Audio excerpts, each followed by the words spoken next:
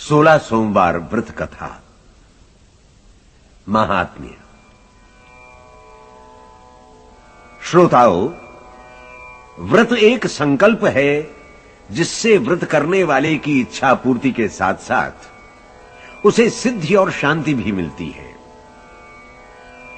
हर व्रत के पीछे उसके कारण रूप में एक कथा होती है जो उचित अनुचित का बोध कराती है, असत्य और अपकर्म से बचाती है। कथा श्रवण का यही उद्देश्य है कि बारंबार आपको जो सत और जो उचित है उसका स्मरण कराती रहे और आपका जीवन सुफल बनाती रहे। 16 सोमवार की कथा भी सब कथाओं की तरह कल्याणकारिणी कथा है। भगवान आशुतोष शिव की कृपा की कथा है, जिसके द्वारा व्यक्ति, स्त्री हो या पुरुष, अपने अपकर्म का प्रायश्चित्त करता है।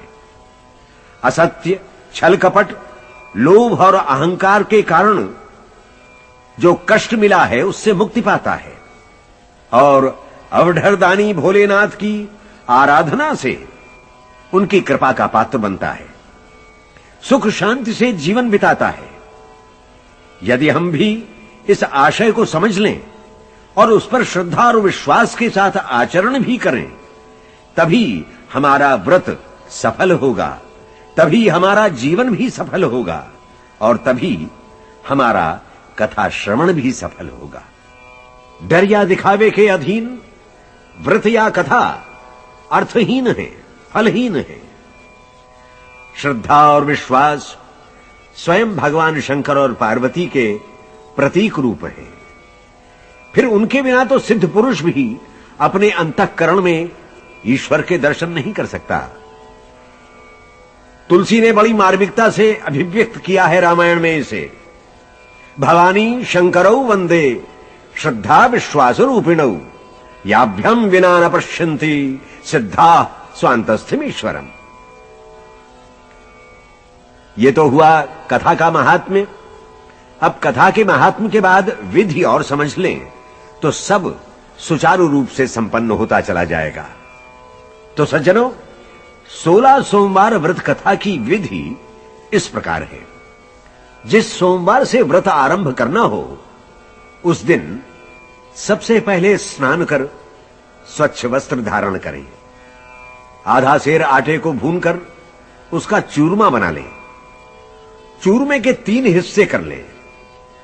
भगवान शिव के किसी मंदिर में जाएं या अपने घर में किसी कोने में एकांत स्थान में मिट्टी से बना शिवलिंग या छोटी प्रस्तर प्रतिमा स्थापित करें। शुद्ध जल से उसे नहलाएं। धूप, दीप, बेलपत्र, फल पुष्प, लाल चंदन, यज्ञोपवीत, मिष्टान्न और दक्षिणा अर्पित करें।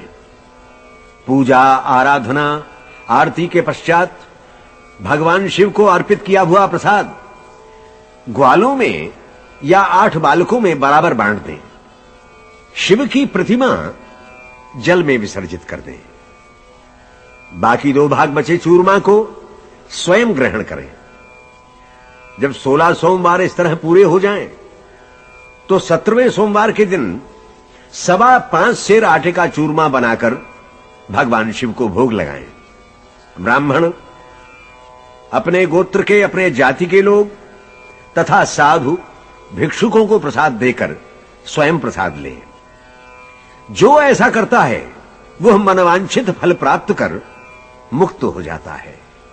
लेकिन जो ये व्रत करता हुआ लड़ाई झगड़े में पड़ता है, झूठ बोलता है, दूसरों को सताता है, दान लेता है, झूठे मुंह सोता है, नशीली वस्तुओं का सेवन करता है या लोभ, क्रोध, निंदा में लिप्त रहता है, वो सही फल न पाकर कष्ट ही कष्ट उठाता है।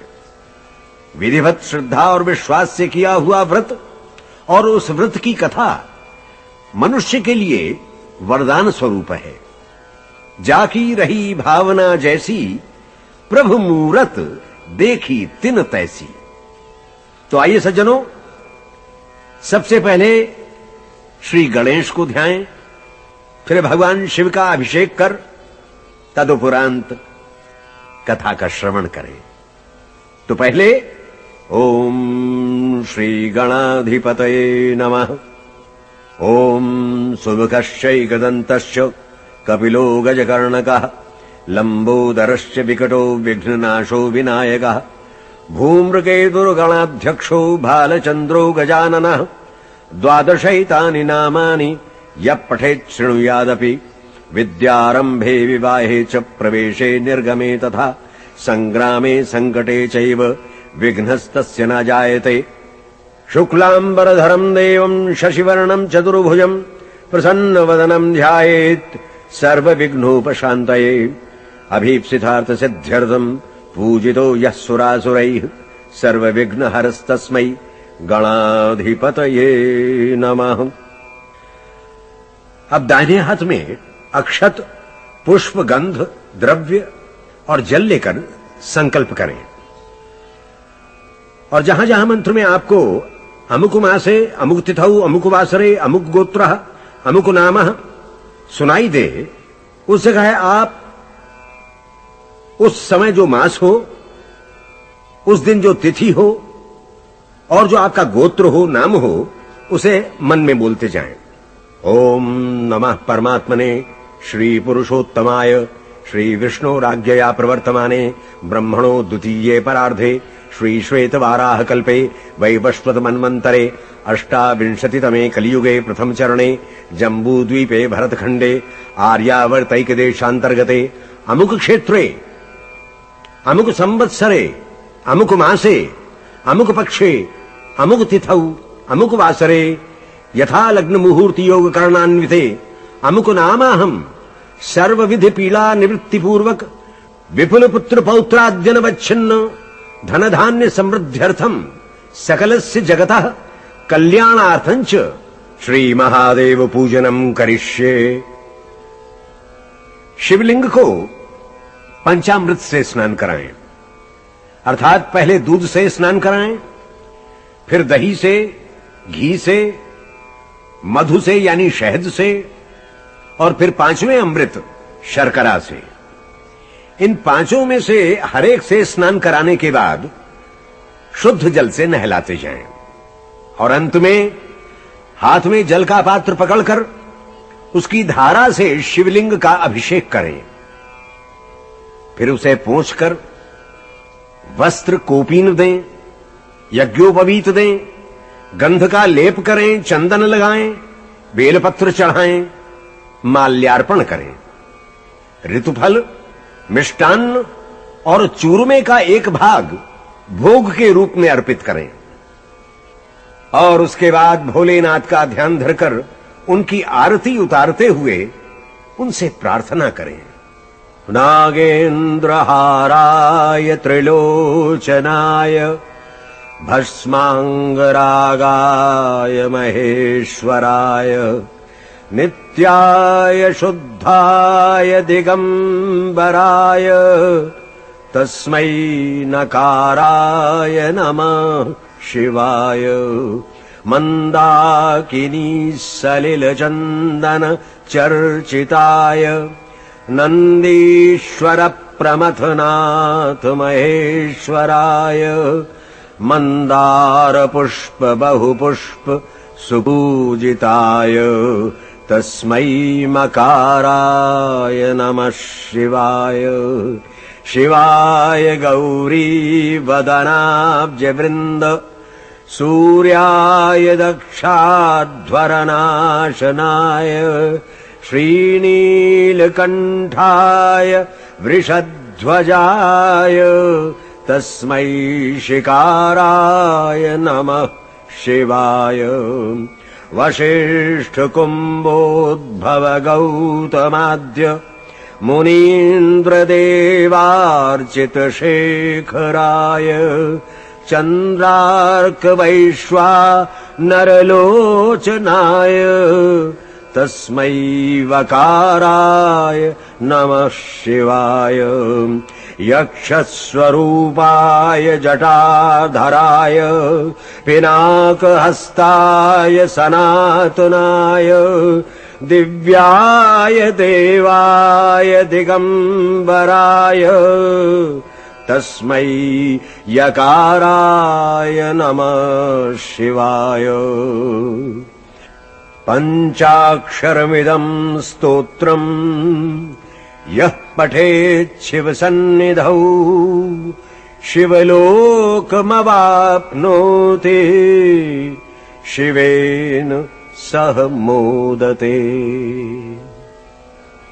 और अंत में अपने अंतःकरण में बाह्य इंद्रियों को केंद्रित करने के लिए ध्यान मग्न होकर भगवान शिव के चरणों में प्रार्थना करें। त्वमेव माताश्च पिता त्वमेव त्वमेव बन्धोश्च सखा त्वमेव त्वमेव विद्या द्रविणं त्वमेव त्वमेव सर्वं मम देव देव। हे प्रभु, आप ही मेरे माता पिता, बंधु सखा मित्र तथा मेरा धन द्रव्य विद्या, मेरा सर्वस्व आप ही हैं। मैं पाप कर्म में रत हूं, पापात्मा हूं तथा पापों से भरा जीवन लिए आपकी शरण में आया हूं। हे प्रभु, हे नाथ, मेरी रक्षा करो। पापोऽहं पाप कर्माहं पापात्मा पाप संभवः त्राहि मां पार्वती नाथ सर्व पाप हरो मम। सब भक्तजन प्रेम से बोले आशुतोष भगवान शंकर की जय। तो भक्तजनों, दत्त चित्त होकर अब कथा श्रवण करें।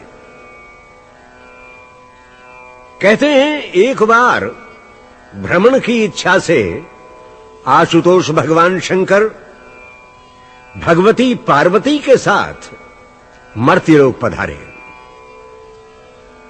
भ्रमण करते करते वो अमरावती नाम की नगरी में पहुंचे।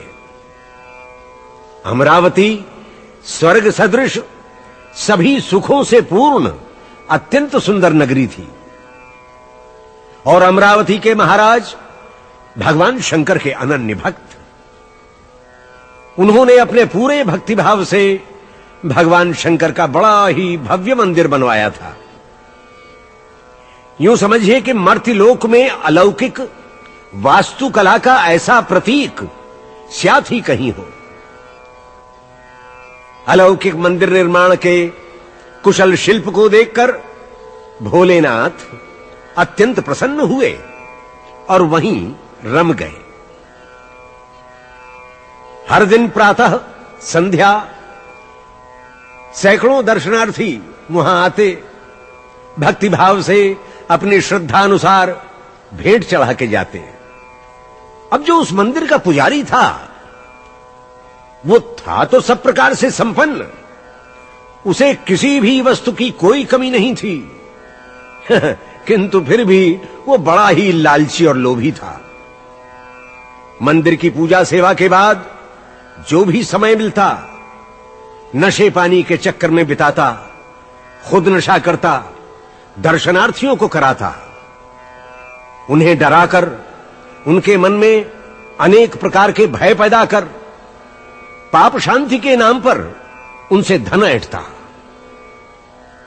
सुभक्तजनों, एक दिन जब वो किसी दर्शनार्थी के साथ ऐसे ही पाप कर्म में लिप्त था तब भगवती पार्वती और भगवान शंकर वहां आ पहुंचे। भगवती पार्वती एक ब्राह्मण को ऐसा कर्म करते देख क्रोधित हो उठी।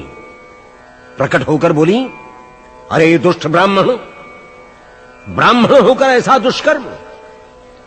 लालच लोभ, अगर लालच लोभ ब्राह्मण ही करेगा जो ज्ञान देने सही राह दिखाने के लिए ब्राह्मण हुआ है, तो फिर दूसरे वर्ण वाले कैसे अपने अपने धर्म को निभाएंगे? तूने पूजा त्याग तप की जगह पाप कमाया है, जा तू कोढ़ी हो जा।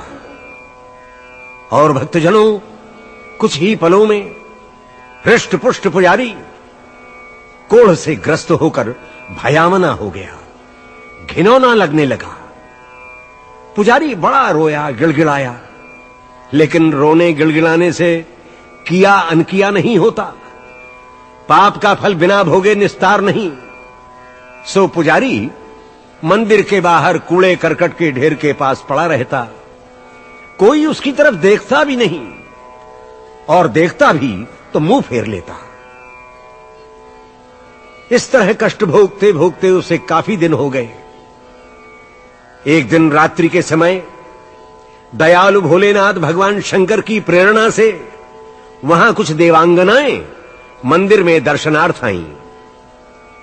उन्होंने पुजारी को कोढ़ से कष्ट पाते देखा तो पूछा, कैसे हुआ ये सब?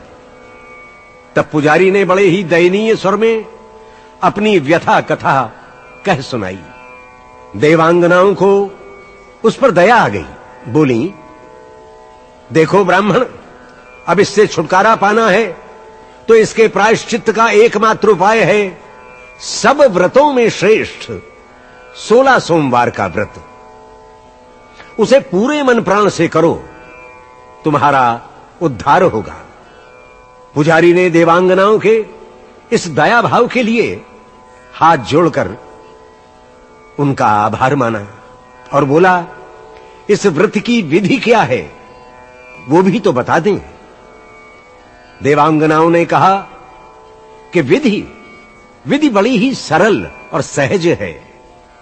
जिस सोमवार के दिन से व्रत आरंभ करो उस दिन अच्छी तरह नहा धोकर स्वच्छ वस्त्र पहनकर आधा सेर अच्छी तरह बिने हुए गेहूं के भुने हुए आटे का चूरमा बनाकर उसके 3 भाग करना।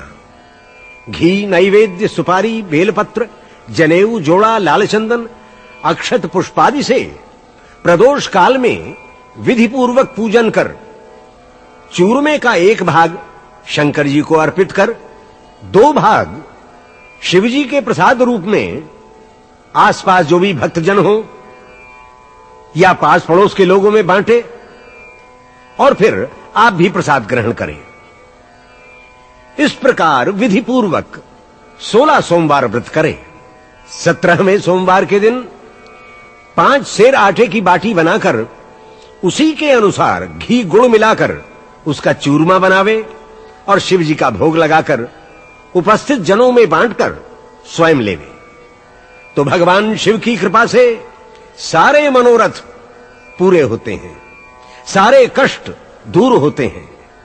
ब्राह्मण बोला, मुझ कोढ़ी के पास ये सब कहां से आएगा देवांगनाओं?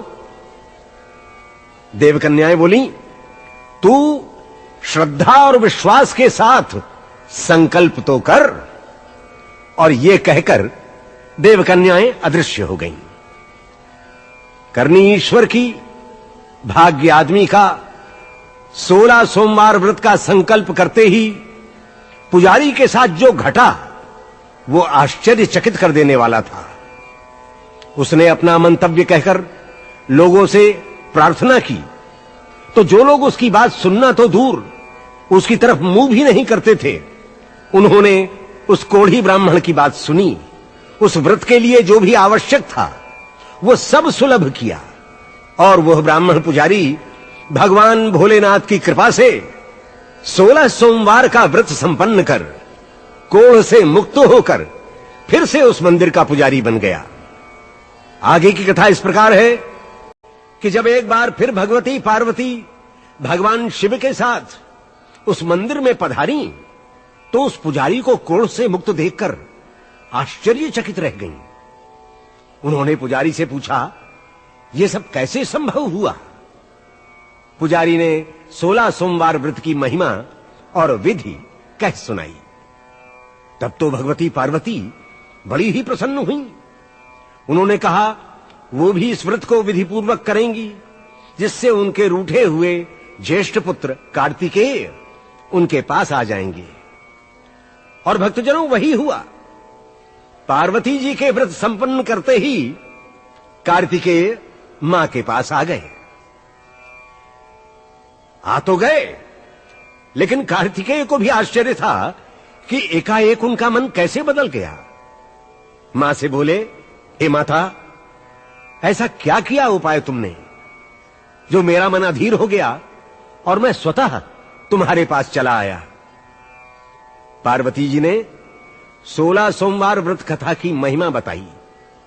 फिर तो कार्तिकेय ने परदेश गए अपने ब्राह्मण मित्र से मिलने के लिए इस व्रत को किया और ब्राह्मण मित्र उनसे मिलने चला आया। ब्राह्मण मित्र के पूछने पर कि यह किस उपाय से संभव हुआ, कार्तिकेय ने जो भगवती पार्वती ने उन्हें बताया था वो सब ब्राह्मण मित्र को कह सुनाया। फिर तो ब्राह्मण ने भी अपने विवाह की मनोकामना की पूर्ति के लिए यह व्रत किया और व्रत के प्रभाव से वो विदेश गया। एक दिन हाट में वहां के राजा की लड़की के स्वयंवर की घोषणा सुनकर कुतूहलवश स्वयंवर सभा में जा पहुंचा। राजा का प्रण था कि उनकी श्रृंगारित हथनी जिस नवयुवक के गले में माला डालेगी उसी को राजकन्या वरेगी। ब्राह्मण पुत्र स्वयंवर सभा में जाकर एक कोने में बैठ गया। स्वयंवर के नियत समय हथिनी माला सूंड में पकड़े आई और सीधे वहीं जा पहुंची जहां ब्राह्मण कुमार बैठा था। हथिनी ने सबके देखते देखते माला ऊपर उठाई और ब्राह्मण कुमार के गले में डाल दी। दूर देशों से आए राजकुमार यह देखकर अवाक रह गए। प्रण तो प्रण राजा को भी निभाना पड़ा और बड़ी धूमधाम से अपनी कन्या का विवाह उस ब्राह्मण कुमार से कर दिया। उसे बहुत सा धन दिया। ब्राह्मण कुमार प्रमुदित अपने देश लौटकर राजकन्या के साथ सुखी जीवन व्यतीत करने लगा। एक दिन राजकन्या ने पति से पूछा कि हे नाथ, आपने ऐसा क्या पुण्य किया था जिसके प्रभाव से हथिनी ने राजकुमारों को छोड़ आपके ही गले में माला डाल दी। ब्राह्मण ने कार्तिकेय द्वारा बताई 16 सोमवार व्रत की महिमा कह सुनाई। तो भक्तों, उसके बाद पुत्र कामना से उस राजकन्या ने 16 सोमवार का व्रत किया और उसके गर्भ से बड़ा ही विद्वान ज्ञानवान पुत्र पैदा हुआ। जब वो बड़ा हुआ तो एक दिन अपनी जिज्ञासा शांति के लिए उसने मां से पूछा कि हे मां, किस देवता, किस पुण्य के प्रभाव से मैं तेरे पुत्र के रूप में उत्पन्न हुआ। माता से सब अच्छी तरह समझकर उस ब्राह्मण पुत्र ने राज्याधिकार प्राप्त करने के लिए इस व्रत को किया।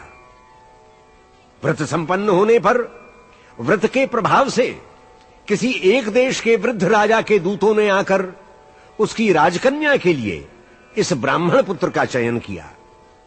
राजसी ढंग से विवाह हुआ और वृद्ध राजा के स्वर्गवासी होने पर उस ब्राह्मण युवक को वो राज्य भी मिल गया, क्योंकि दिवंगत राजा का अपना कोई पुत्र नहीं था।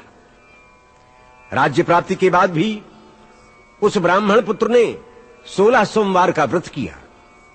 17वां सोमवार आया तो उसने अपनी प्रियतमा से पूजन सामग्री शिवालय ले चलने के लिए कहा, लेकिन राजकन्या ने पूजा सामग्री तो शिवालय में भिजवा दी, स्वयं वहां नहीं गई। जब पूजन समाप्त हुआ तो आकाशवाणी हुई कि हे विप्रराज, तू अपनी रानी को शीघ्र ही राज्य से बाहर कर दे, अन्यथा तू पछताएगा, तेरा सर्वनाश हो जाएगा। ब्राह्मण राजा बड़े असमंजस में पड़ गया। वो तत्काल मंत्रणा गृह में गया, सभासदों को आकाशवाणी में जो सुना था कह सुनाया। सभी सभासद विस्मय और दुख में डूब गए। सोचने लगे कि जिसके कारण इसे राज्य मिला उसे राज्य से निकालना क्या उचित होगा, किंतु विवश होकर रानी को राज्य से निकालना ही पड़ा। रानी भाग्य को कोसती नंगे पैर साधारण वस्त्रों में राज्य से बाहर कर दी गई। थकी मांदी भूख से व्याकुल जब वो एक नगर में पहुंची तो उसे एक बुढ़िया मिली जो सूत काटकर बाजार में बेचने जा रही थी। रानी की दयनीय दशा देखकर बोली, ले बेटी, मेरा सूत बिकवा दे, मैं बूढ़ी हूं, भाव ताव करना भी नहीं आता। रानी ने बुढ़िया की बात सुनकर गठरी अपने सिर पर रख ली और कुछ ही दूर चली थी कि जोर की आंधी आई और सारा सूत पोटली सहित उड़ गया। बेचारी बुढ़िया छाती पीटती रानी को कोसती रह गई। फिर रानी उसी नगर में एक तेली के घर पहुंची तो उसके सभी तेल से भरे बर्तन चटक कर टूट गए, सारा तेल बह गया। तेली ने उसे धक्के देकर घर से बाहर निकाल दिया। कहने का आशय यह है भक्तजनों कि जहां भी वो जाती अवहेल ना पाती। इस तरह भूखी प्यासी थकी मांदी जब वो एक नदी तट पर पहुंची तो नदी का जल सूख गया। प्यास से उसका गला चटक रहा था। क्या करे, कुछ समझ में नहीं आ रहा था। चलते चलते एक तालाब दिखाई दिया तो जल्दी जल्दी सीढ़ियां पार कर जो ही चुल्लू में पानी लेना चाहा तो जल में असंख्य कीड़े बिलबिलाते हुए दिखाई दिए। रानी ने भाग्य को कोसते हुए माथा ठोक लिया। उसे लगा कि वो गिर पड़ेगी, पर किसी तरह ऊपर आकर रास्ते के किनारे के एक पेड़ के नीचे जाकर वो लेटने ही लगी थी कि क्या देखती है कि पेड़ के सारे पत्ते झड़ गए। इस तरह जिस जिस पेड़ के नीचे वो जाती ऐसा ही होता। नदी, तालाब और पेड़ों की ये दशा देखकर उस जगह के लोग और ग्वाले दुखी हो गए। उनकी गऊएं बिना चारा पानी के दुर्बल होने लगीं। वहीं पास के मंदिर में एक गुसाई जी रहते थे। ग्वालों ने उनके पास जाकर गुहार लगाई, विपदा सुनाई। गुसाई जी ने उसे अपने पास बुलाया। देखा रानी की मुख कांति मुरझा चुकी है, उसका शरीर झटक गया है। गुसाई जी जान गए कि यह स्त्री विधि की मारी कोई कुलीन अबला है। गुसाई जी ने रानी को मंदिर में अपनी पुत्री की तरह रहने को कहा। रानी ऐसे मृदु वचन सुनकर आश्वस्त हुई और वो मंदिर में रहने लगी। लेकिन रानी जो भोजन बनाती, जो पानी भरकर लाती, उसमें कीड़े पड़ जाते। ये देखकर गुसाई जी बड़े दुखी हुए। उन्होंने पूछा, किस देवता को अप्रसन्न किया है? किसके कोप से तेरी ये दशा हुई है? रानी ने शिव पूजन के लिए सामग्री भेजने और अहंकारवश स्वयं न जाने की बात कह सुनाई।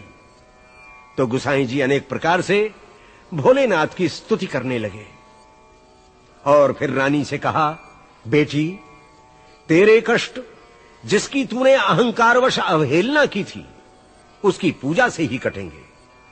तू 16 सोमवार का व्रत कर। गुसाई जी के मुख से जैसे भगवान शंकर ही बोल रहे थे। रानी की सद्बुद्धि जागी। उसने अपनी भूल स्वीकार की और 16 सोमवार का व्रत संपन्न किया।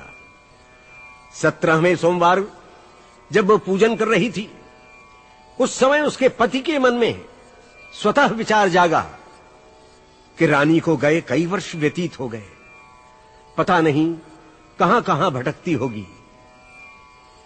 यह सोच उसने चारों ओर अपने दूत रानी को खोजने भेज दिए और अंततः गुसाई जी के पास मंदिर में रानी को पाकर दूत रानी को ले जाने का आग्रह करने लगे, किंतु पुजारी ने मना कर दिया। और तब स्वयं राजा आए और प्रार्थना की कि हे गुसाई जी, ये मेरी पत्नी है। भगवान शिव के प्रकोप से मैंने इसे त्यागा था। अब शिव प्रकोप शांत हुआ है तो मैं इसे लेने आया हूं। आप इसे मेरे साथ जाने दें। और रानी महलों में लौट आई। उसके बाद राजा रानी अनेक सुखों को भोगते हुए भगवान शंकर की कृपा से आनंदित जीवन बिताने लगे।